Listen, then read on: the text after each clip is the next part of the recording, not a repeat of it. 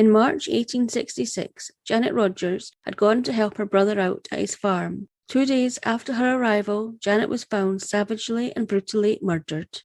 Hi wee ones, I'm Dawn. And I'm Cole. And this is Scottish Murders. Janet Rogers, who was 55 years old in 1866, had been happily married to James Rogers for 30 years. James was a labourer by trade and tended to spend a lot of time away from home working on large estates. The couple had 5 daughters. Their eldest daughter, also called Janet, who was 28, was married to William Hay Peyton, and the couple had 3 sons, making Janet and James proud grandparents. James and Janet's 2 youngest daughters, Anne and Mary, continued to live at home with Janet and James, but they both had secured themselves work as weavers. James and Janet and their 2 youngest daughters lived in a village called Tully in Perth. Tully is a village in the Perth and Kinross area, west of the River Tay, about 8 miles or 12 kilometres north of Perth, and about 53 miles or 85 kilometres northwest of Edinburgh. Tully had thrived in cottage weaving from the 18th century, and to this day the village remains a relatively unspoilt charm. Tully village was also where Janet, her younger brother William, and their 2 younger sisters had been brought up. Janet and her 3 sisters got married and left the family home, but William, who was 2 years younger than Janet, did not marry and continued to stay with his parents until his mother's death of heart disease around 1843. At this time, William and his father Andrew had been devastated by William's mum's death, and they had reluctantly made the decision to move away from their long-established home, and indeed the village they had lived in for so many years, to take up a lease at Mount Stuart Farm, which was located just outside the small village of Forgandenny, about 15 miles or 24 kilometres south of Tully. This decision had proven fruitful for the pair, as there was much work to do to make the farm a success, and it kept the 2 happily busy. Over the years, their employees had grown to include several labourers to help with the work on the farm, as well as a domestic servant to keep house and clean up after the men and prepare their meals. All of their hard work was paying off, and the 2 men again became financially comfortable and content with life. This was until April 1851, when William's father, Andrew, suddenly died from influenza. This was yet another blow for William, one that was thought he never recovered from. Following his dad's death, William took over the lease of Mount Stuart Farm solely and took care of the day-to-day running of the livestock and the crops. He also inherited £164, which is about £23,000 and $31,000 in today's money, from his father, so he was financially well off. However, now he had nobody else to rely on but himself. William continued to work the farm with his labourers relatively happily until the cattle plague, which was first detected on British shores in July 1865, began to ravage its way through the country. Farmers all across the United Kingdom were having to slaughter their animals to try to stop the spread, but it was all to no avail. While it seemed that the plague had not entered the Forgandenny parish as yet, William did begin to struggle financially due to the plague that was affecting his fellow farmers across the country, and he had to lay off most of his labourers. However, he found that he just couldn't manage everything by himself, and so in October 1865, William hired John Crichton to be his ploughman, one less job for him to do. William also continued to have a domestic servant to help keep the house in order and to cook his meals. However, he seemed to find them difficult to hold on to. In fact, his latest servant had left abruptly on Thursday the 22nd of March 1866. Irritated by the servant's bad timing of leaving him at a particularly difficult time when he especially needed an extra pair of hands to help him, as he had an expectant cow who was due to give birth any day, William travelled by horse and cart to his sister Janet's home in Tully, which was 15 miles or 24 kilometres north of Mount Stuart Farm, to ask if one of his nieces would be able to come to Mount Stuart Farm and help him out until they found another domestic servant. His sister Janet wouldn't hear of it, insisting that she would come herself, as there was no one else better able to keep house and tend to the expectant cow than herself. William was delighted and expected the pair to set off back to Mount Stuart Farm that day. However, Janet told him that she had things to do before she could leave her house for a while, so he could pick her up at the railway station in Perth, about 7 miles or 11 kilometres from Forgandenny, on Wednesday instead. Remember, however, this was back in 1866, when there was only horse and carts, no main roads or cars. So not only would this have taken longer than it would in a car today, but also the going would have been rough. Anyway, It wasn't an ideal situation for William, as he would have to travel to Perth to pick Janet up, again taking time away from his farm, but it was the best he was going to get. So he travelled back south by himself that day, promising to pick Janet up on Wednesday the 28th from the railway station, which he did, and the pair then travelled back to Mount Stuart Farm. Janet then spent the next couple of days settling in and getting the house in some order. Back in 1866, Wednesdays and Fridays were market days in Perth, but Friday's market was the main event, and so on Friday the 30th of March 1866, William, as usual, planned to spend the day in Perth at the market. Upon waking, William went about his duties in the farm before giving his ploughman, John Crichton, the tasks he wanted him to do that day, which was to remove fence posts that were erected between two of the farmers' fields before ploughing the whole area. The ploughman would barely have acknowledged William's demands, as the pair were definitely not on speaking terms, as William had had a break-in at the farm in January that year and he'd been robbed. He blamed John Crichton for the break-in, although he could never prove it. On the day of the break-in, John and William had gone to the market in Perth early on a Friday to buy some farming supplies. However, William had business to attend to in Perth, so he asked John to take the horse and cart back to Mount Stuart Farm and unload the delivery. William didn't arrive back at the farm until the evening. When he made his way to his bedroom to change, he found that the window in his room had been broken. Upon further inspection of his bedroom, William noted that money he had kept in his room was missing, along with a watch, a chain and a pair of trousers. William reported this break-in and robbery to the police officer in Forgandenny, but the culprit was never caught. William, however, was positive in his own mind that his ploughman, John Crichton, had been behind it, having had plenty of opportunity to break in while William had been away in Perth all day. However, with no evidence, what could he do? So with William no longer trusting John, and John obviously being aware of being suspected of the robbery, the relationship grew tense until they were barely on speaking terms. So, upon William making sure that John had understood the tasks he was to do that day, William then returned to the farmhouse where he and Janet sat and had their breakfast.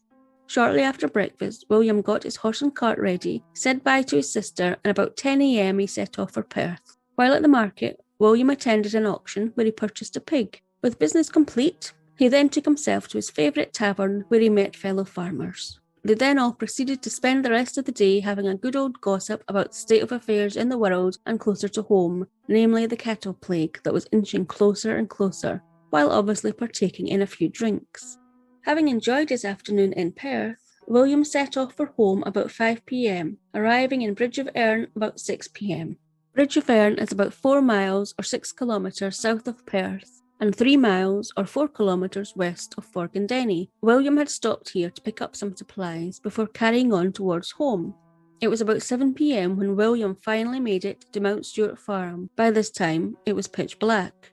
William noted that John was still at the farm in the stables, and so shouted to him to come and help him unload the supplies and the pig from the cart.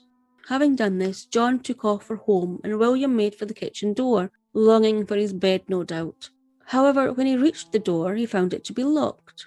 Again, this might not seem unusual for nowadays, but back then doors were rarely locked. He banged on the door and window to the kitchen, shouting to Janet to let him in, but the room beyond remained dark. Getting no response, he turned to ask John if he had seen Janet recently, as obviously he had still been at the farm, but John had disappeared down the hill towards his cottage already. William made his way round to the other entrance to the house, which was barely used. However, this door was locked too. Then something came back to William, something his sister had said to him when he had collected her from the railway station in Perth. She said that she had sent a note to their uncle who lived in Perth asking if she could visit him, and she had said to William just 2 days earlier that if he replied and said yes, she could come and visit, she would be taking off. So William thought perhaps she had heard word and had left to go to Perth, but surely she would have mentioned it to John the ploughman before going. But maybe John had been busy in one of the fields and instead she'd left the back door key with John's wife. John and his wife lived in one of the 2 cottages at the bottom of the hill to Mount Stuart Farm. So perhaps a bit irritated and most definitely cold by this time, William made his way down the hill to John's cottage. Upon speaking to the ploughman, he found out that John didn't actually know that Janet was William's sister. He said that he had seen her about 11 a.m. standing at the kitchen door talking to a man, but that he had not seen her since. Now, perhaps thinking that Janet had indeed received a note from their uncle and had taken off to see him, forgetting maybe to leave the keys behind, William accepted that the only way he would be getting into his property that night would be through a window. Knowing that all the windows on the ground floor would be locked, William just hoped that Janet had left the window in her bedroom unlocked. William retrieved a ladder from one of the sheds. He placed the ladder against the side of the house and began to climb tentatively up the ladder in the dark. Upon reaching the top, he once again called out Janet's name just in case she had taken herself to bed unwell, but there was again no reply. He then gently opened the window, which he was grateful to find was unlocked, and made his way through into the house. He glanced in the direction of the bed once again, checking to see if Janet was there, but nope, the bed was empty. William then slowly made his way down the stairs in the dark and fumbled his way towards the kitchen, bearing in mind there was no electricity back then and he hadn't had a chance to light any candles yet. As he opened the door to the kitchen, it too would have been pitch black if it were not for the remains of a long ago lit fire burning ever so slightly. Once in the kitchen, William made his way to one of the drawers to get a candle to light. On the way, he tripped over something lying on the floor. It was a wooden chair from around the table that had been knocked over. With his eyes now adjusting to the darkness in the kitchen, William saw something else lying on the floor that looked to be a bundle of clothes. Getting closer to the clothing, William realised that it was actually the bedding from the small bed that was in the kitchen for the servants when they worked there. Wondering what on earth they were doing there, he went closer to pick them up, and upon lifting the top sheet up, he saw an outstretched hand. He was shocked and dropped the sheet before composing himself and lifting it up completely to reveal his sister's face staring back at him with open eyes. William could not process what he was seeing at first. He then realised that he was standing in something wet, and upon closer inspection in the dim light, realised to his horror that it was blood, Janet's blood. He also then noticed that Janet's hair was covered in blood as well as the caps she was wearing on her head and the blanket that had been covering her. In a state of shock, he quickly left the house through the front door, which thankfully did have a key in it, and made his way back to the cottages at the bottom of the hill to Mount Stuart Farm. As he did not get on with the ploughman, William made his way to the cottage next door, where a man named James Ballas lived with his wife and 2 sons, who were in the process of eating a late supper, as James had returned late from working in Bridge of Erne that day. By this time, William was in a state of hysteria and shouted at the man that he had to come quickly as he had found his sister dead, surrounded by blood. The 2 men and James's wife made their way back to the farmhouse. James's wife stayed outside, but James went into the farmhouse and saw for himself the horrendous scene in the kitchen. Stepping outside to discuss what to do next, the 2 men noticed that Crichton was talking to James's wife. James's son had apparently gone next door to the Crichtons' cottage and had excitedly told the family of what William had said, leaving John feeling that he should come and see if he could help in any way. Upon having the murder confirmed by James, Crichton stated that he would go to Forgandenny and let the police officer there know. It was then decided that William would go to Bridge of Erne and get Dr. Ling and let the police officer there know too. William then set off on foot to walk the approximate 3 miles or 4 kilometres to Bridge of Erne. When William knocked on Dr. Lang's door, he was told by his wife that he wasn't at home, but that she was expecting him to be on the train due to arrive shortly in Bridge of Erne, coming from Edinburgh, which would then go on to Perth. William's next stop was the police station, where he told Constable Alexander Cumming of what he had come across at his farm, and the pair immediately headed to the railway station to await the doctor's arrival. While they were waiting for the train to arrive, the constable suggested that William write a note requesting that the Procurator Fiscal in Perth come as soon as possible, saying that there had been a murder at the farm. Just so everyone knows, a Procurator Fiscal is a public prosecutor in Scotland. Yep, it is. This note was then given to a passenger on the station platform waiting for the train to take them to Perth that evening, who agreed to kindly go to the offices of the Procurator Fiscal and give them the note. At about 9:20 p.m, the train pulled into Bridge of Erne station and Dr. Lang was quickly apprised of the situation, and all 3 men made their way to the carriage that had been there to pick up Dr. Lang to take him home, but instead was used to transport them all to Mount Stuart Farm. Upon arriving back at the farm, Dr. Lang and Constable Cummings were met by Constable Rowley from Forgandenny. Constable Rowley led the 2 newcomers into the house via the front door and into the kitchen, where, by the light of a single candle that had been lit, Dr. Lang confirmed what was already known, that Janet was indeed dead. It was decided that all that could be done was to secure the crime scene and to await the arrival of the Procurator Fiscal and his team. Unfortunately, the Fiscal was at another location, so the Deputy Procurator Fiscal, John Young, Superintendent Henry MacDonald, Criminal Officer Sergeant Charles Ross, and a couple of other police officers finally arrived at Mount Stuart Farm at 12:40 a.m. Thoughtfully, by this time, the waiting constables from the local area had made sure that the room was illuminated as well as it could be by plenty of candles, to allow for both Janet and the crime scene to be carefully examined. Dr. Lang was then given permission to go back into the kitchen and have a rudimentary perusal of Janet's body, and he was shocked by the sight that awaited him. His observations were that Janet's body was still warm to the touch, estimating that Janet may have died somewhere between afternoon to late evening. He noted a wound stretching from her earlobe to her cheek, and that due to the amount of blood on the back of the cap she wore on her head, there most likely were more wounds on the back of her head. He stated that the wounds had most likely been caused by a weapon hitting her and not something she would have sustained from merely falling over. Dr. Lang would need to wait for a warrant to be delivered to him before he could move or examine Janet's body any further, which the Deputy Fiscal John Young planned on obtaining once the crime scene had been examined and secured. Dr. Lang left the kitchen area to allow for a full examination of the kitchen to take place by Superintendent Henry MacDonald and Sergeant Charles Ross. Upon examination of the kitchen, it was noted that an axe with blood and hair on its blade was leaning against a wall. Bloodied footprints were seen in front of the fire, blood drops had spattered on items around the room, a pair of women's bloodied leather boots were found near the bed in the kitchen, which were assumed to have been removed from Janet's feet after she had been killed, but it wasn't clear why. They also found 3 paper bags on the table, 2 empty and 1 with snuff in it, bought by Janet. Okay, so what's snuff? It's tobacco made from ground or pulverised tobacco leaves. It's not smoked but inhaled up the nose. Snuffed. Okay, I've never heard of that before. Yeah, I hadn't either. But our gran had. I asked her. She told me. Oh, did she? Yeah. That's because she's a wrong and she must have been snuffing in her time. 2 of the bags were covered with blood, having been touched by the murderer. They also found under a pillow on the floor in the kitchen a broken clay pipe with pieces missing and a tin top. A tin top has holes in it like a pepper or salt shaker, and it's placed over the end of the pipe to keep the tobacco good. The men noticed that the room looked like it had been pulled apart as if somebody had been looking for something. The furniture was overturned and drawers were removed from the cabinets. A mental note was made to ask William if anything was missing, or was this perhaps just an attempt at misdirection?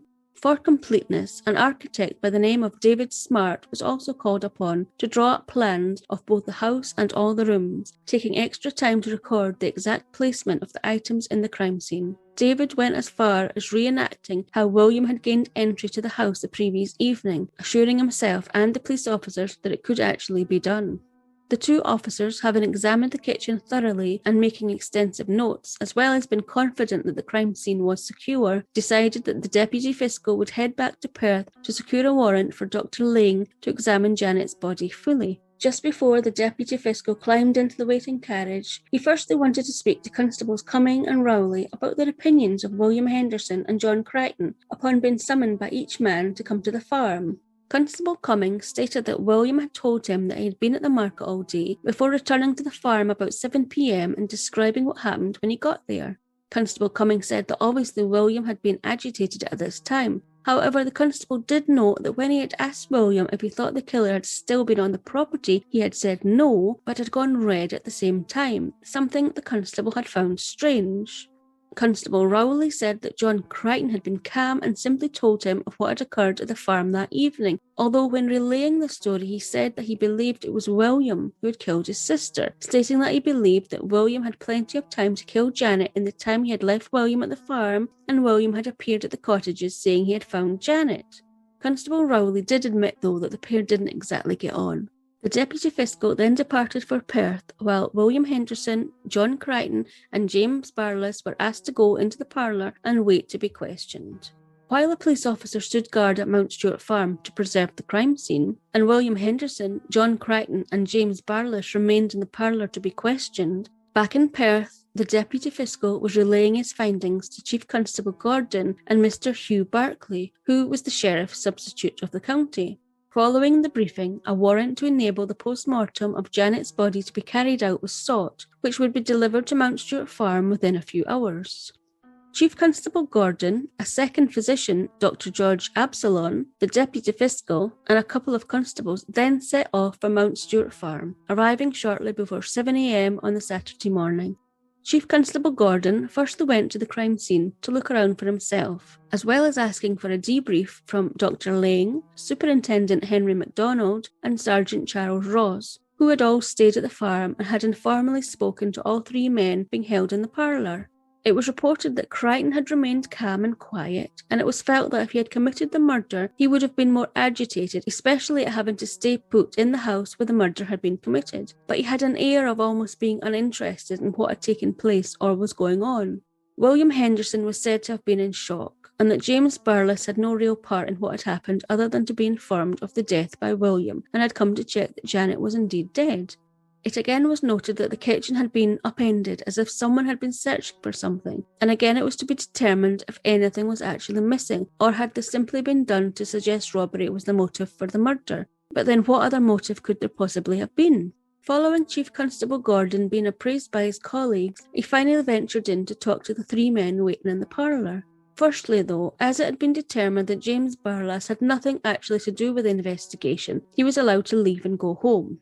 William Henderson and John Crichton were asked for their versions of events of what had happened the evening before. William was asked if he or Janet had smoked, but he said they didn't. Both men were then asked to remove their clothes so they could be examined for blood. It was noticed as the pair began to remove their clothes that there was a vast difference in their cleanliness, with William's appearing to have been worn continuously without being washed for weeks, whereas John's clothing appeared to have been put on fresh. Neither men's clothes were noted to have any blood on them, and they were returned to the men to put back on. William was then asked to accompany the officers through the house to try to determine if anything had been taken. This is when it was noted that it wasn't just the kitchen area that looked like it had been turned upside down, as William's bedroom was in the same state. Upon searching the strewn about contents of William's bedroom, he determined that money he had kept there was missing. However, everything else seemed to be accounted for. With William and John having had their clothes examined, been questioned, and William's bedroom having been checked for anything missing, and no sign of the warrant as yet, there was nothing left to do but wait for the Procurator Fiscal and the warrant to arrive, which both did just before 9 a.m, accompanied also by Constable John Cameron, who was also a criminal investigator with Perth Constabulary. Dr. Lang and Dr. Absalon set about the task of fully examining Janet's body. Oh, so Janet's body was going to be examined at the farm? Yes, it was. Postmortems were typically carried out at the actual location of the incident, and so tables within the kitchen area were used to lay Janet's body on. They were placed as close to the window as possible to ensure the most light. The kitchen door would have been open to give even more light, but unfortunately the key to this door was still missing. Once Janet's body was on the table and everyone had been asked to leave the kitchen, apart from the two doctors, the fiscal, Constable Cameron and Chief Constable Gordon, Janet's clothes were then removed, including the two caps she still had on her head, which were covered in blood. A small snuff box was found between Janet's breasts and was given to the officers present outside as evidence. Right, okay, so a snuff box, is that where you keep your snuff? Exactly, it's just a wee tin box. Got you. From the post-mortem, the doctors found that there had been bleeding around the eye, causing discoloration to Janet's skin, that there was a cut from the lobe of Janet's ear to the back of her ear, which had gone all the way through to her brain tissue. Many wounds were also found on the top of Janet's head, some larger than others, but between 1 and 5 inches in length, as well as cuts on the other side of Janet's head. She had clearly been struck many times. With the post-mortem completed, the doctors told the waiting police officers that they determined that Janet had died due to the blows to the head she had sustained, with bone going into her brain tissue, and that time of death was between 2 p.m. and 3 p.m. The fiscal, Constable Cameron, and Chief Constable Gordon were all thinking the same thing, that the murder could not have been carried out by William Henderson, as he had been at the market in Perth all day and did not return home until 7 p.m, which both James Burles and John Crichton had confirmed. Following this revelation, Chief Constable Gordon ordered that an immediate search be carried out to determine if there were any strangers present in the area on the Friday, and if so, they should be found. While police officers went door to door in the local and surrounding areas trying to find any information they could, back at Mount Stuart Farm, all the evidence found was recorded and labelled. Now, with the shock of what had happened to Janet and the police trying to coordinate to get the right people and paperwork in place, Janet's husband, James Rogers, had been forgotten. Now, it's not as if someone could have just given him a phone call or popped round in the car, being back in 1866. But maybe it would have been nice if a police officer in the area had been told to tell him that his wife had been brutally murdered. Unfortunately, they didn't manage to do that. He found out from Janet's brother-in-law, Peter, while he was at work. In a state, and initially not believing what he was being told, James eventually arrived at Mount Stuart Farm about 12 noon on Saturday, with Peter and Peter's eldest daughter, Mary. James and Mary found William inside and immediately broke down. James was in complete shock. James and William were allowed to go into the kitchen, where Janet still lay on the table, with the crime scene still as it was when she was found. This further shocked James to see the room in such a disarray, and his wife's blood scattered around. But he composed himself and went to his wife. Having spent a few minutes with Janet, he then turned to William and asked him to tell him what had happened. The pair spent some time together in the kitchen talking, trying to make sense of the senseless, before agreeing that the kitchen couldn't stay the way it was, and that they were going to have to clean it for Janet leaving. But before Janet, now having been washed and placed in a dress found in her room in the farmhouse, could be taken from the farm for burial on Sunday morning, William and James found themselves in the barn helping the cow give birth. The very reason that William had asked Janet to come and help him on the farm in the first place, due to the imminent birth. Upon the birth of the cow, William finally broke down, having held in the tears over the last couple of days. The two men comforted each other before carrying on quietly with their tasks, lost in their own thoughts, before finally, exhausted and having worked up an appetite, began to make their way to the farmhouse in the dark for their tea. Upon entering the front door, the kitchen door key still being missing, they heard a noise coming from the kitchen. When they opened the door, they were surprised to see a woman there obviously looking for something within the bedding on the bed in the kitchen. When the men came through the door, she let out a yelp and rushed past the two and out the door, disappearing into the night before either man could get a word out. It turned out the woman was called Christina Miller and had been William's previous servant that had left the Thursday before. Another reason why William had sought the help of his sister at the farm. William was pretty angry at the cheek of this woman to have walked out on him suddenly, only to find her in his house without his permission, rummaging through stuff. But the incident was soon forgotten as the pair set about preparing and eating their meal. The following morning, now Monday, James happened to come across William's ploughman, John Crichton. They spent a moment chatting, with John making it clear he was not fond of William, and that he suspected him of the killing. James asked John if he had seen anyone around the farmhouse on the Friday, to which John replied that yes, he had seen a man at the kitchen door talking to Janet about 11 a.m. Which was the exact same thing that he'd said to William himself on the night William found his sister dead. The pair parted company, and it wasn't long before the undertaker's carriage arrived to collect Janet and take her and James back home to Tully, where Janet's funeral would take place. James said bye to William, with William replying that he would see him in Tully for the funeral, before Janet started her journey, taking her to her final resting place. Janet's funeral took place on Thursday the 5th of April, 6 days after her body had been found. Many friends and family gathered outside Janet and James's home in Tully to see Janet's coffin be carried from her home to the waiting hearse. Janet's husband, her brother, and her uncles followed behind in a coach, followed by other male mourners who walked behind. It was a custom that women would not attend a funeral, and so Janet's female relatives stayed behind at Janet's home, already having said their goodbyes. Hopefully, it wouldn't be long before Janet's murderer would be caught and her family could finally grieve in peace. Now, upon door-to-door inquiries being carried out in the area, it was quickly established by Constable Cumming that there had been a visitor seen in the area on the Friday. Not just that, but that they had been seen walking up the hill to Mount Stuart Farm at about 11:30 a.m. The visitor's name was Betsy Riley, and she was a hawker who lived in Perth. Okay, so what's a hawker?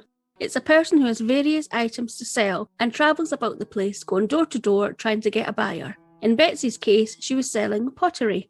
Now Betsy, who was 48 and married, was quickly located at her address in Perth and brought to the Fiscal's office for questioning by the Fiscal himself, John McLean, also Sheriff Barclay and Superintendent MacDonald. That must have been really intimidating for her to be sat in front of all of them. Yeah, it must have been. I would have been intimidated. Anyway, they told her that there'd been a murder at Mount Stuart Farm and that they'd been told she had been at the farm on the same day, and could she tell them if she saw anything or anyone strange while she was there. Betsy explained that she'd only gone up towards Mount Stuart Farm to get access to a footpath on the other side of the yard, and that she hadn't actually gone up to the farm to sell her wares, as she had seen William Henderson heading for market, so hadn't expected anyone to be in the farmhouse. However, she went on to say that as she was walking towards the farm, she saw a woman, who was presumed to have been Janet, standing at the kitchen door speaking to a man. She approached the pair but was told that nothing was needed, and so she kept walking. When she was asked for a description of the man, Betsy said that she had only got a brief look at the side of his face, which she thought hadn't been shaved, that he might have been about 40 years old, about 5 foot 8 inches, wore a dark coat, dirty trousers, and a dark cap with a long peak. She also said that there was a dog lying there too, but she didn't know who it belonged to.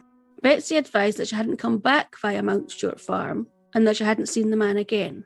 Betsy also said something about scathing about William. She implied that he couldn't keep a servant, as he was always trying to get a bit more for his money, as in bed them. The men in the room quickly shut this down, as it was not helpful to the investigation, and they were not interested in that kind of gossip. Upon Betsy leaving the room, it was immediately decided that Betsy's description of the man seen at the kitchen door talking to Janet would be circulated, which it was on the 2nd of April 1866, 5 days after Janet had been found brutally murdered. Journalists by this time had also heard about the murder, and the details of Janet's brutal murder was printed in newspapers far and wide. With this, along with a description of the man seen by Betsy being circulated, it wasn't long before telegrams from police stations throughout Scotland started to arrive at Perth, one of which advised that a man meeting the description circulated had been caught and was in custody at Burnt Island Police Station in Fife. Deciding that the only way to determine if the man being held at Burnt Island was indeed the man Betsy had described was for Constable Cameron and Superintendent MacDonald to travel there by train and bring the suspect back to Perth with them for Betsy to identify. Upon seeing the man, Betsy immediately said that it wasn't the man she had seen. Plus, this man also had an alibi. He had been about 22 miles or 35 kilometres away in Longforgan, not far from Dundee, where he had spent the night in a local inn, which was confirmed. 2 days later, on the 4th of April, full details of who had been murdered, a description of the murder scene, the fact that the kitchen door key was missing and its description, and again the description of the man seen speaking to Janet at the kitchen door on the day of her murder, was circulated to the newspapers and the surrounding areas, again asking for anyone with any information to come forward. Also on the 4th of April, Detective Officer James Ledbetter from the Edinburgh Police arrived in Perth to help the investigation and cast his more experienced eye over the evidence and details of the case. Upon being updated on the case so far, Detective Ledbetter, Constable Cameron and the Fiscal made their way to Mount Stuart Farm to formally interview William Henderson and John Crichton, where Ledbetter could also take the opportunity to familiarise himself with the farm and farmhouse. While Detective Ledbetter was being shown around the farm, Constable Cameron decided to have a chat with John Crichton. While the pair were chatting, Cameron took out his pipe and lit it, before asking if Crichton would also like a light for his pipe, to which Crichton replied that he didn't smoke. Oh, right, I see. So he's kind of sneakily trying to determine if maybe that broken pipe that was found in the farmhouse kitchen could have been his? Yes, exactly. Detective Cameron then told Crichton that he would be interviewed next and they would see him at his cottage. The 3 police officers then went to the farmhouse with William Henderson to interview him. William went over the events again of his day leading up to Janet being found, but there was no change. His story remained the same. Detective Ledbetter then asked William about his domestic servants and the fact that there had been rumours that he may have been trying to have relations with some of them, to which William angrily denied that this was rubbish. He had no interest, despite the best efforts of his last servant, Christina Miller.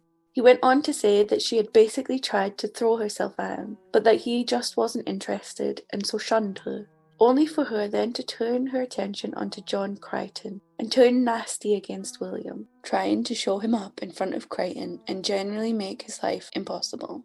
He continued that the day before he had sacked Christina, she had just disappeared, before appearing again the next day. A fight had ensued again, getting so bad that John Crichton stepped in to ensure that William would not strike Christina. William then promptly sacked Christina and told her to collect 2 things, items which she had in a chest from the kitchen, and leave at once. Crichton apparently had taken Christina's chest to his house for her to collect at a suitable time.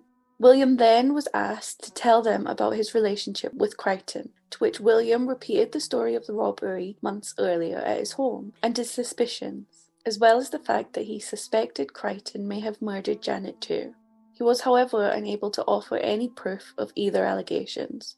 When asked if there was anything else he would like to say, William said that before finding Janet's body, Crichton had said to him that he'd seen Janet talking to a man at the kitchen door about 11 a.m., a fact which he had repeated in the presence of Janet's husband, James. This was new information to the police. William went on to say that he had noticed when he had returned from the market on Friday night that Crichton had changed his clothes, having worn darker, dirtier items in the morning before William had set off to the market, but had been wearing new, clean clothes on his return, namely a white jacket and a shirt, as well as different trousers. All men agreed that this was new information and would be followed up. Next up was Crichton himself.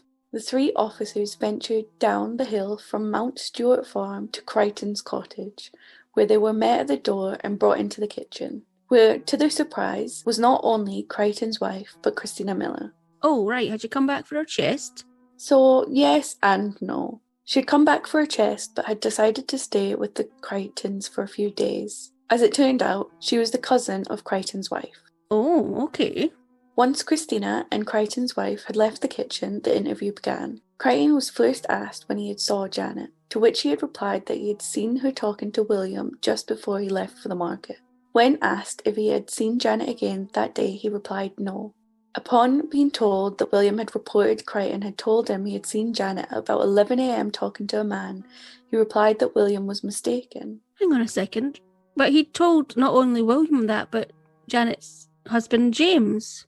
I wonder why he's changing his story now. He did. However, he did go on to say that he'd seen a man walking along a footpath near to where he was ploughing a field at about 3 p.m. Unfortunately, he was too far away for Crichton to give a description of this man, although he did say he wore dark clothing and could have been middle-aged. Okay, well that's new information. We haven't heard that before, but it's a bit funny that his story's changing now. Crichton was then asked what clothes he'd been wearing that day. He replied he had worn a white jacket, white vest, and trousers. What? Just in my mind I went, ooh, kinky, asking him what he was wearing. Trust you.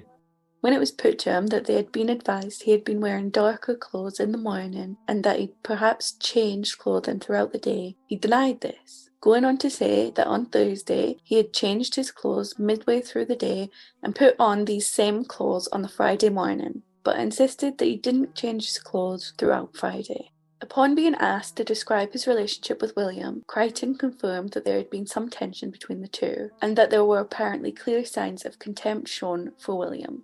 Crichton further badmouthed his employer by backing up the rumours that Betsy had told the police about William having a reputation for trying to get his servants into bed.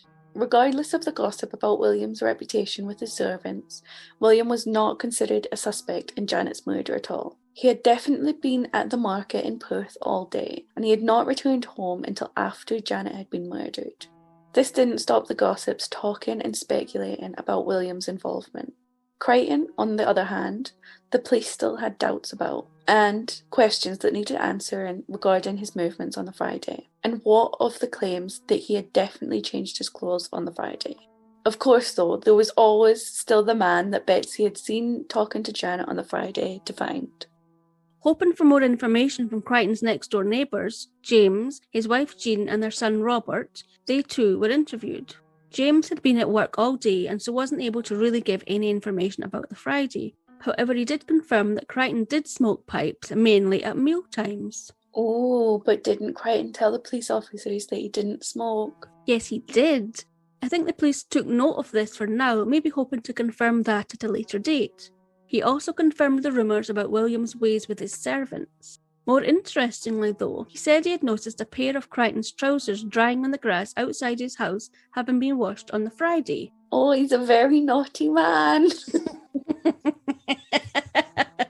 That's very odd, isn't it? Well, yes, it could be odd, but Crichton did say that he'd changed his clothes the day before, so maybe they were just getting round to washing the clothes on the Friday. We're going to agree to disagree on this one. But with other witnesses saying that Crichton had been wearing different clothes on the Friday, then yes, it does seem a bit strange. Or I guess witnesses could just be confusing their days. Yeah, because he did say he'd changed his clothes on the Thursday. Maybe they got mixed up between Thursday and Friday? I don't know. It's a possibility. So James's wife, Jean, said that she had been in Perth most of the day, but on returning at about 5 p.m, she said she'd seen a tub at the Crichtons' back door and assumed that Mrs. Crichton must have been washing that day, something Mrs. Crichton didn't normally do. What, wash? No, she didn't normally wash clothes on a Friday. All right, okay. However, their son Robert had been at the house that day in the garden, and he said that he too had seen an elderly man about 3 p.m. walking near the farm. All right, so that backs up what Crichton had said. Yeah, it does. Robert also said that he had seen Crichton smoking a pipe, but couldn't remember if this had been before or after Janet's murder. He also couldn't describe the pipe that Crichton had used. The pipe again! The pipe! I mean, the pipe, it's all about the pipe. They were really determined to establish if Crichton actually smoked because of the pipe under Janet's body. They needed to know this. I need to know. So much so that Sergeant Ross attended the local shop to try to establish if Crichton or his family had ever bought tobacco there, and this is what he found out. One shopkeeper remembered that following Janet's murder, Crichton had bought tobacco from his shop, but couldn't remember if he'd done so prior to the murder. However, he did say that the tobacco would have come with a new pipe. Oh, so it could have been Crichton's pipe found at the farm, and this was him getting a new pipe. Also, he said that he didn't smoke, so, that seems like important information. It seems like he's trying to cover his back. Well, I just think they're trying to establish if he smoked before, during, after the murder, and what he smoked, what kind of pipe it was. They asked him straight out, do you smoke? And he said no. So he's a liar. Another shop owner also said that he had sold Crichton tobacco a few times, but again couldn't remember if this had been before or after Janet's murder. Another shopkeeper questioned said that before the night of the murder she hadn't even known Crichton, but apparently on the night of the murder he had come to the shop late asking for candles, at which point he told the lady about what had transpired at the farm and that he had seen someone talking to Janet about 11 a.m. Okay, so he's told William and James this, then he's denied it to the police. Now a completely independent shopkeeper is saying that he also told her this. Is he okay? I've no idea. I think he's getting himself a wee bit confused as to what he's told to whom, by the sounds of it. I think that's correct too, and do you know what it is, Dawn? You can't lie about the truth. You can't get confused about the truth. This is it, Cole. However, another man did confirm that Crichton had smoked a pipe on many an occasion in the past, as well as using snuff now and again, but that he hadn't seen Crichton for quite some time, so didn't know if this was still the case. Oh God, he's a snuffer too. It just sounds disgusting. Okay, so we're no further forward. He's saying to the police that he doesn't smoke a pipe, but he's actively been seen buying tobacco. So, I mean, it sounds like he's lying.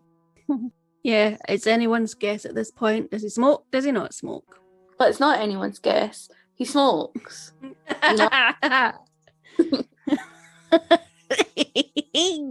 Not a guess, it's fact. He smokes. But was he smoking at the time of Janet's death? Why is he telling me that he doesn't smoke if he smokes? Yes, why lie? Why lie unless you've got something to hide? And also, if there's a murder investigation going on and the police come to my door and say, do you smoke? I'll say, occasionally, not often. I maybe did 2 months ago, but I don't anymore. Because it's a murder investigation. And I'd be pooing my pants by this point. I'd be open and honest. I wouldn't say, no, I don't smoke. Because then they'd go into my car and they'd find a packet of cigarettes and they'd say, well, what do we have here? The other thing that the police were determined to establish is what Crichton had actually been wearing on the day of the murder, as there had been 2 different versions already. And so the police again visited local farmers to see if anyone had seen Crichton working in the fields on the Friday, and more importantly, what he had been wearing. And this is what they found out. One man had seen Crichton ploughing a field at about 11:30 a.m, and he said he'd been wearing dirty working clothes. Another man had seen Crichton about 12 noon working with his horses on the land and had been wearing a jacket and dirty trousers. A third man had seen Crichton between 4 and 5 p.m. ploughing the field, but this time wearing remarkably clean white clothing. All right, so he had changed his clothes that day and not on the Thursday, like you said. Well, that's what it's beginning to look like, yes. However, it wasn't enough. Determined to keep the momentum going on the case and find Janet's killer, a reward of £100, or about £12,000 or $16,500 in today's money, was offered to anyone with information that led to a conviction. Following the rewards being publicised, there were numerous names given of potential suspects from all over Scotland matching the description of the man in question. Each time, the men in question were detained, and police officers from Perth would collect the men and take them back to Perth Station to be questioned, where, after having their alibis corroborated, Betsy would be sought to try and identify if it was the man she had seen at Mount Stuart Farm, each time answering in the negative, no. Until Tuesday the 17th of April, when Betsy was once again asked to attend the police station to see if she could identify their latest potential suspect, a Mr. John Henderson, a hatter from Aberdeen. This time, after studying the man's face closely, Betsy's reply was different. Betsy was convinced this was the man she had seen. The man had finally been caught, although John Henderson vehemently denied the allegation, proclaiming he hadn't even been in the area. Superintendent Henry MacDonald, though, wasn't quite as convinced that this was their man. He decided to reserve judgment until after John Henderson had been questioned. What made him not so sure? Do you know? I think his feelings were that Betsy was a bit of a gossip. She liked to be the centre of attention, and she also had a poorly husband and badly needed some money. Now that there was a reward, he maybe just wondered if there was an ulterior motive. Okay, well, did he have an alibi upon being questioned? He did, yes. He said that he'd been in Edinburgh the day of the murder, as well as the days before and after, where he had been selling clothes. Fortunately, he had the names and addresses of the places he had stayed whilst there, as well as the names of witnesses who could vouch for him being there. However, before John Henderson's alibi could be corroborated, the newspapers got hold of the fact that John Henderson was being held in Perth Station, and they were questioning why he was being detained longer than any of the previous men who'd been brought there to be identified by Betsy. Had the killer been caught? Now, you remember how I said that there had been gossip about William's involvement in his sister's murder, even though he'd had an alibi and was miles away at the time of death? Yeah. Well, his brother-in-law, Janet's husband, had gotten wind of this too, and was none too pleased. He made a statement, which was reported in one of the newspapers, where he basically said that William had nothing to do with Janet's death, saying what state William had been in when James had arrived on the farm, and asking what his motive could possibly have been. He urged people to stop the rumours and suspicions, as William had nothing to do with it, and the family didn't need this. However, James didn't stop there. He went on to basically rip apart the police from start to finish, right from when he had to find out about Janet's murder from a family member and not the police, down to how he had serious concerns about the police's efforts in finding Janet's killer. But from what you've told me, they've done everything right. They've done everything that they could so far. Yeah, I feel the same. But James was grieving and he obviously wanted answers. They just weren't coming quick enough for him. I understand that, but it seems like they'd already been under stress and pressure due to all the potential suspects that they had to eliminate. Like, maybe you could just give them a little break. Yeah, I think they were doing their absolute best. They wanted to solve the murder too. Anyway, now the pressure was really on to be seen to be doing something and to bring Janet's killer to justice as soon as possible. However, the man that they currently had in their cells, who had been identified by Betsy as speaking to Janet the morning she died, and their best lead, was about to be blown apart. Following a thorough investigation in Edinburgh, speaking to the accommodation owners, where John Henderson said he'd been staying at the time of the murder, as well as the days before and after, everybody corroborated what he had said, that he had been staying there throughout this time. John was well known in Edinburgh and frequented the taverns, and so there were many, many witnesses who could also back up the fact that he had been drinking in taverns around the time the murder happened. Now again, remember it's back in 1866, so while it's only 42 miles or 67 kilometres from Edinburgh to Forgandenny, that would have taken a lot longer back then by walking or by horse and cart than it would nowadays by car. For example, to walk that distance, it would take about 14 hours. Yeah, there's absolutely no way John could have walked 14 hours to Mount Stuart Farm, killed Janet, then walked all the way back to Edinburgh. Firstly, because someone would have seen him. Secondly, because it's just too long to get there and back and not be missed in Edinburgh. It's more than a whole day, even if he didn't stop. Exactly. And the police must have known this too. This wasn't their man. Betsy had lied. Well, you know that I think the man's Crichton, so she was clearly just after the money, wasn't she? Well, I think there's two possibilities. She could have genuinely thought that this was the man, or yes, she did it for the money. Yeah, and obviously this is in a time where he would have been hanged for his crimes, and she knew that and was still willing to commit him to that fate. What if he didn't have an alibi and there were no witnesses? Yeah, it doesn't bear thinking about. I'd like to think that if that had been the case, surely Betsy would have owned up about it. Thankfully, though, we'll never know, as following John Henderson's account being corroborated, he was released. I bet the police were so disappointed, but, you know, they are looking in the wrong place because it was Crichton. You're just determined, aren't you? I know who it was, and my mind will not be changed. Okay, well, for the police, it was back to the drawing board. It shouldn't be a very big drawing board, it should just have Crichton on. So, what happened to Betsy?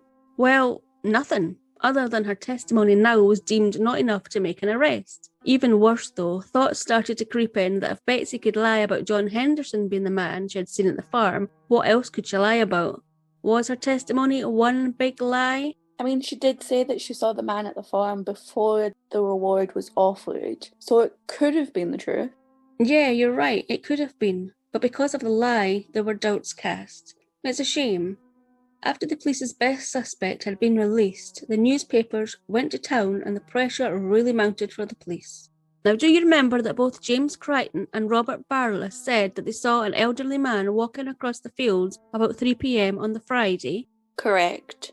Well, this man was identified to be William Gormick, a 77-year-old farmer who resided in Forgandenny. He had been walking across the field to get to a house nearby that he wanted to look at.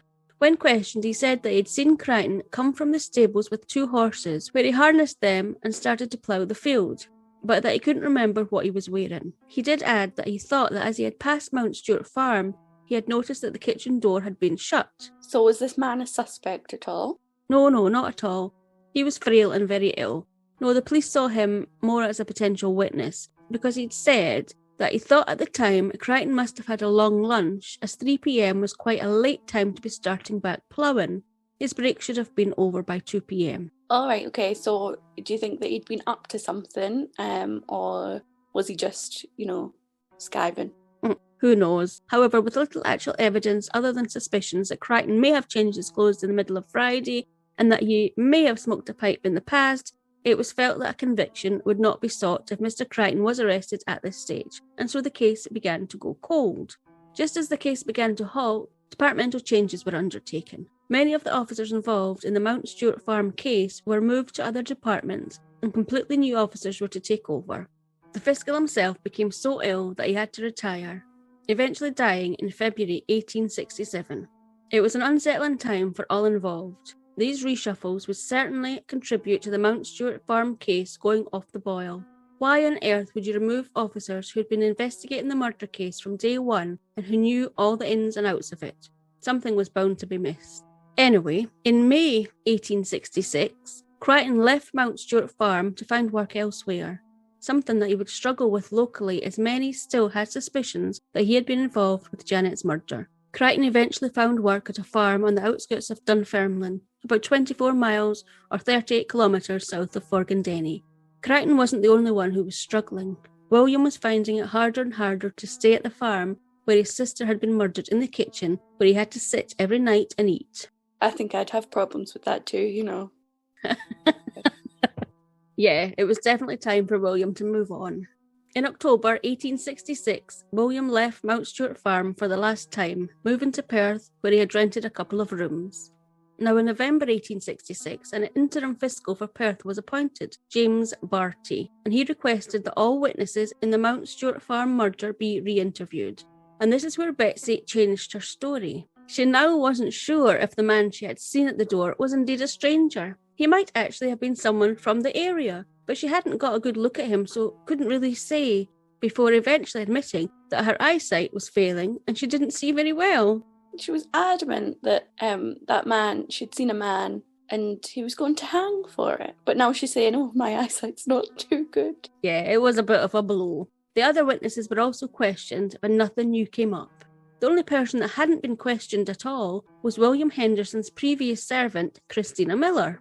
Oh, yes. I'd forgotten about her. She's not to be trusted either. I know she wasn't in the area at the time, but she was staying at Crichton's house following Janet's murder. Maybe she had heard something. That's what the police thought too, and they certainly were concerned that the previous officers hadn't thought it prudent to interview her. Anyway, Christina was brought in for questioning by James Barty himself, as well as Superintendent Henry MacDonald. Christina began to tell about her time working for William Henderson at Mount Stuart Farm, and it became clear that there was no love lost between them. She reiterated that he had fired her and that her chest was taken to the Crichtons for her to collect at a later date. Christina was then asked whether Crichton had smoked a pipe before the murder, to which she confirmed that Crichton had. He regularly walked about the farm smoking his pipe. She also advised that it had been slightly broken and had a tin top. What a shocker. He smoked a pipe which was slightly broken and had a tin top. Who would have thunk it? Hang on, no, there's more. She also said that on her return to the Crichton's house to collect her chest following Janet's murder, Crichton was still smoking, but now he was using a new pipe, looking to only be a few days old. Well, my, what do we have here? We've got ourselves a little liar, don't we? He said that he didn't smoke. Do you remember that?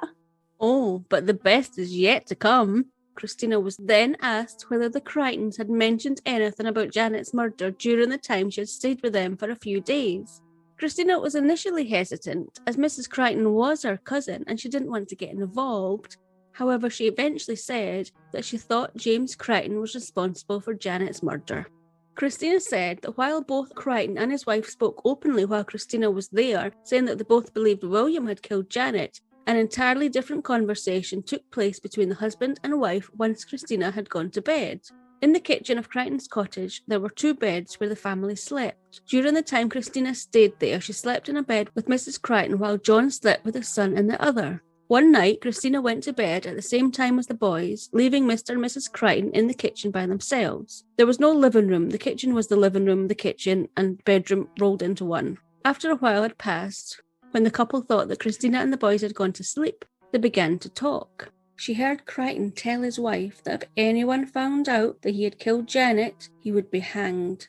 With Mrs. Crichton replying that if it was found out that he had killed Janet, she didn't know what she would do. It would be a disgrace for the whole family. Why would she keep that to herself? Had she fallen out with Crichton and maybe this was payback? Was she wanting the reward money? Well, no, they were still friendly. Nothing had happened. But yeah, the reward money, it could have been that. Or it could have been that she just couldn't keep the secret any longer, despite them being her relations. However, there was a problem. Of course there was. Christina was a single woman who enjoyed the company of men. Lots of men. She was young and single and quite happy, but of course this was looked down on, and of course her morals were brought into question. I mean, in this day and age, you wouldn't bat an eyelid at that, but I imagine that was a big problem back in 1866. Yeah, it seems to have been. However, the police believed that despite this, Christina was still a credible witness. So on Saturday the 15th of December, detectives travelled to the farm near Dunfermline where Crichton was now working, and he was arrested and transported back to Perth Police Station for questioning.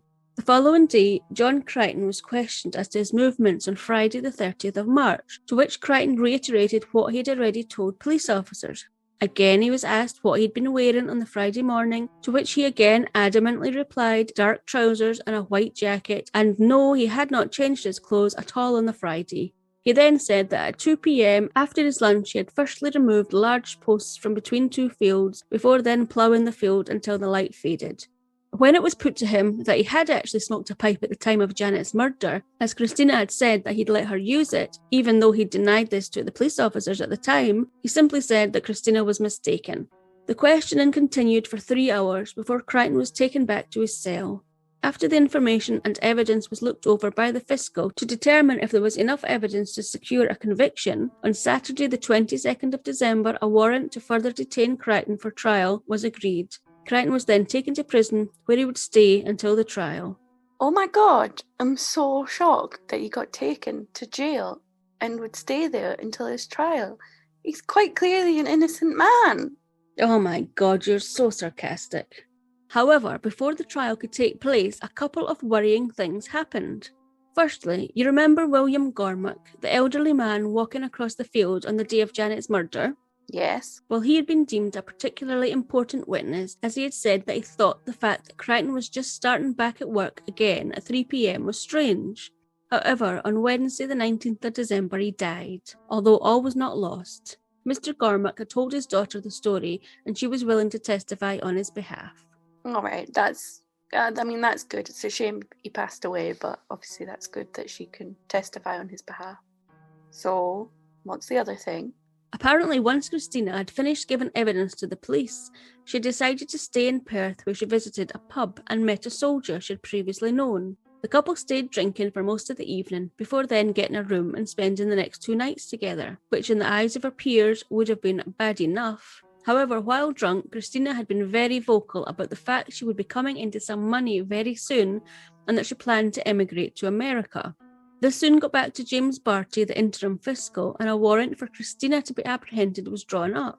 Christina was then escorted to Perth, where she denied the claims that she had said she was coming into money and planned to emigrate to America. However, scared that she would do just that upon receiving the reward money and the case against Crichton would collapse, the deputy fiscal said she would only be released if she paid £20, which is about £2,500 and $3,500 in today's money, knowing full well that she couldn't afford this.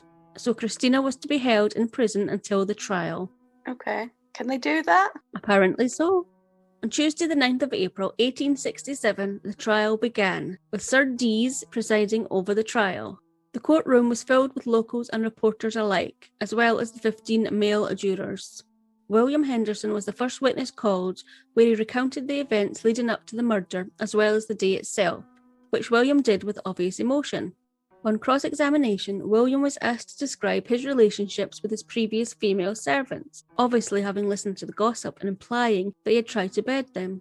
William refused to rise to this and simply explained their roles, ending in the circumstances surrounding Christina's dismissal. Janet's husband and eldest daughter were also witnesses, where they were asked to describe Janet and William's demeanour on the run-up to the murder, the day off and afterwards. James Barlas was questioned, where he too was asked to describe William's reaction upon finding Janet's body, as well as confirming that he had seen Crichton smoking on several occasions. Dr. Lang was called to the witness stand, where he described in great detail the state of Janet's body, with gasps being heard in the courtroom at this, before stating that death would have been almost immediate, and it would have been no later than 3 p.m. He also noted that when William Henderson and Crichton's clothing had been examined, he was surprised to see just how clean Crichton's were. Jean Barlas was also called to testify that she had seen washed clothes lying on the grass outside the Crichton's cottage on the day of the murder. Then it was Superintendent MacDonald's turn on the stand, where he outlined the police's findings and evidence that had been found throughout the investigation. And then finally it was Christina Miller's turn to take the stand, the key witness. Christina firstly told that Crichton had in fact smoked a pipe, before recounting her story from being sacked by William Henderson to overhearing the Crichtons talking about how Mr. Crichton had murdered Janet. This was damning evidence indeed for Crichton, but his counsel, Charles Scott, would soon put paid to the credibility of this testimony. He then proceeded to systematically destroy Christina Miller's name by providing account after account that she basically slept with any man who came her way, including the soldier she had met and spent 2 nights with, going as far as asking her if she could remember any of the men's names, to which she said she couldn't, and therefore her testimony should be deemed as not credible. What's that got to do with anything there?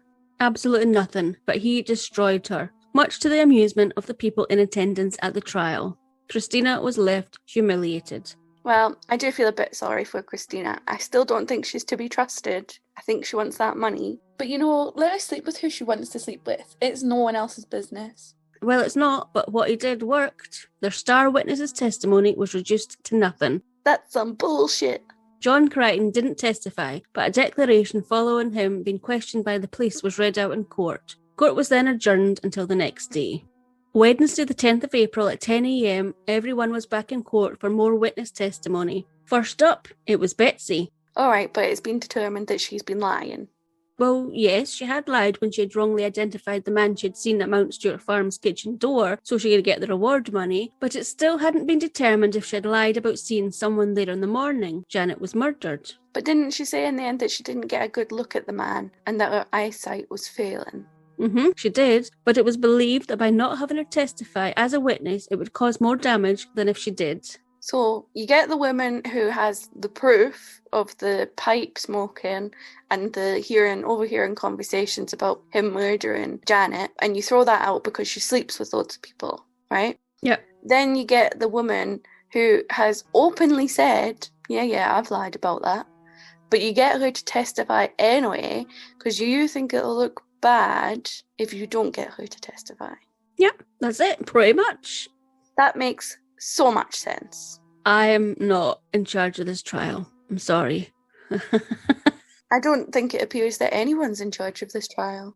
So Betsy recounted her story, saying that she was adamant she had seen a man at the kitchen door speaking to Janet about 11:30 a.m. Neither side pressed her, and she was only on the stand briefly. People thought this was because they didn't feel her testimony held much weight, so it wasn't worth bothering about. Wait a minute. So they found out that she was lying, right? Because she wanted the reward money. Then they decided to put her on the trial anyway because they thought that it would be better to hear from her than not hear from her at all. Then she's adamant that she saw someone at 11 o'clock in the morning, even though she said that her eyesight isn't good and she can't confirm whether she did see someone or not. And now you're telling me that they didn't spend much time on her because they didn't feel that her testimony had much weight. Yeah, that's right, yeah. Okay, next. Throughout the day, there were more witnesses, including William Gormack's daughter, Christine, who testified to what her father had said about Crichton on the Friday, repeating that her dad had thought it strange that Crichton was only starting the ploughing at 3 p.m. in the afternoon. However, another neighbour countered this by saying that going by the tasks Crichton had completed upon his lunch break, finishing at 2 p.m, it was entirely plausible that he would only be taking the horses out to plough the field at 3 p.m. After 2 days of witness statements and cross-examination, and both sides having summed up their case, the jury retired to deliberate. What do you think was the verdict, Cole, based on the evidence you've heard so far, and why? Is that a serious question, Dom? Hey! I think I've made my views very clear on this subject. So you think it would be guilty? Yes. Well, I mean, if anyone's got any sense, the man smoked a pipe, he lied about it, he smoked a pipe that looked exactly like the one that was found under Janet's body. He was missing for like an hour or something. No one knows what he was up to. He had a change of clothes. I don't care whether he said he didn't have a change of clothes or not. He did have a change of clothes. The man even said that they were too clean to be working in a field all day, which I agree with. So I would say Crichton's guilty. And that's that. Okay, well, thanks for that little sum up. So, after only 11 minutes, the jury returned with a verdict of not proven, which is a verdict only found in Scotland, meaning that the accused might indeed be guilty, but that there is not enough evidence to prove this beyond a reasonable doubt. Can I just say, right, if this was modern day times, which it's not, that's fine, if it was modern day times, you get the pipe, you take it into DNA analysis, bish bash bosh, you've got your man, right? Right. How can they say there wasn't enough evidence? His pipe was under Janet. Well, they couldn't prove beyond a reasonable doubt that it was his pipe. They just couldn't. Short, like you say, short of forensics. Well, no, yeah, that's true, but if you found my boyfriend's car keys under my body when I was found dead, you'd certainly be going, huh? But but nothing, okay? He did it. The keys are quite identifiable. A pipe is just a pipe. No, that's incorrect, because they didn't have car keys back then. What did they have to identify them? Pipes! Yeah, I can see why that wouldn't have stood up in court either, mind. Why? It's a small place. It's not like it's, America. There's loads of people. It's a tiny place. 1860 something, whatever. I think we could have proved this. But why? This is what why would you have killed her? What would have been the reason? Why not? What would it have gained? He's not done it in the past, as far as anybody knows. As far as anybody knows. I know who did it, I know why he did it, and that's that. Anyway, John Crichton was acquitted of the murder of Janet Rogers. People, including Cole, were shocked by this verdict, but none more so than William Henderson, who had always been convinced of Crichton's guilt. Crichton would be the only man to ever be brought to trial for the murder of Janet Rogers. Over the next few days, while Janet's family came to terms with the fact that Janet's killer was still on the loose, the newspapers dissected every last detail about the case and evidence provided. And of course, Christina Miller's testimony was debated back and forth. Had she been lying, or had she told the absolute truth? The implications of Christina's character being attacked, and therefore her testimony, if in fact true, being disregarded, was clearly felt. The police's investigation was also attacked, putting the Perth police uncomfortably in the spotlight. I have to say here, and obviously I'm not a police officer, and I wasn't around back in the 19th century, but from what I've read, and of course the fact that back in the 19th century there were no forensics, fingerprints, and nobody actually witnessed the murder, I think the police officers back then did everything they could possibly do. They looked at every avenue. I don't disagree with you. I just think people were unhappy that they didn't have definite answers. Shame that I wasn't there, though, because if I was, they would have the definite answers, and it would be Crichton. Okay. Eventually things calmed down. Life went back to normal, and Janet Rogers' murder faded from people's minds. All minds except her family, and for a time, Crichton. It was reported that he had been harassed for quite some time afterwards, not been able to walk along the street for being chased. Many people believing wholeheartedly that he had been Janet's killer. Crichton moved to Fife, about 19 miles or 30 kilometres away from Forgandenny, and continued to work as a labourer until his death in 1894. William Henderson eventually moved to New Scone, about 9 miles or 14 kilometres away from Forgandenny. For all William was financially secure and lived in a substantial house in the country, he never got over the murder of his beloved sister Janet, or of Crichton, who he was sure had killed her, not been brought to justice. In 1881, 15 years after Janet's murder, William was detained in an asylum, having been deemed to be mentally unsound, where he stayed for 3 months, before being released into the care of his family, who hoped they could help him. William, however, continued to go downhill and was readmitted to the asylum many times over the years, until his eventual death on the 22nd of January 1890, aged 77. It's really sad he didn't get any definitive answers or justice. Yes, it is, but Janet would never be forgotten, and she lived on through her children, grandchildren, great-grandchildren, and even as far as her great-great-great-grandchildren. One of these great-great-great-grandchildren is a man called Chris Payton. Almost all of the information for this story I got through reading a book called The Mount Stuart Murder, which was written by none other than Chris Payton. I really enjoyed this book. I have a real interest in history and knowing how people lived back then, and Chris's writing in this book really transported me back there, describing everything brilliantly. I would highly recommend this book to anyone who would like to know more about Janet's story or what it was like living in Scotland in the 19th century. There is so much more information in the Mount Stuart Murder book that I just wasn't able to cover in this episode. Let us know if you've read it and what your thoughts are. Are you sure you didn't cover the whole book in this episode? I really didn't, Cole. You've no idea how much I've had to miss out. Well, thank you so much for condensing that book into a short 1.5 hour, maybe 2 hour podcast for us all. You're very, very welcome. You're so kind. And that's the end. If you've enjoyed this episode and know just the person who'd also like it, please share it with them. Don't keep it to yourself. Please also get in touch on social media if you have any questions, comments, or suggestions, and we'll get back to you as soon as we can. All social media and contact details are on our website, scottishmurders.com, as well as all the source material and photos related to this episode. So that's it. Come back next time for another episode of Scottish Murders. Join us there. Bye. Scottish Murders is a production of Cluarantonn.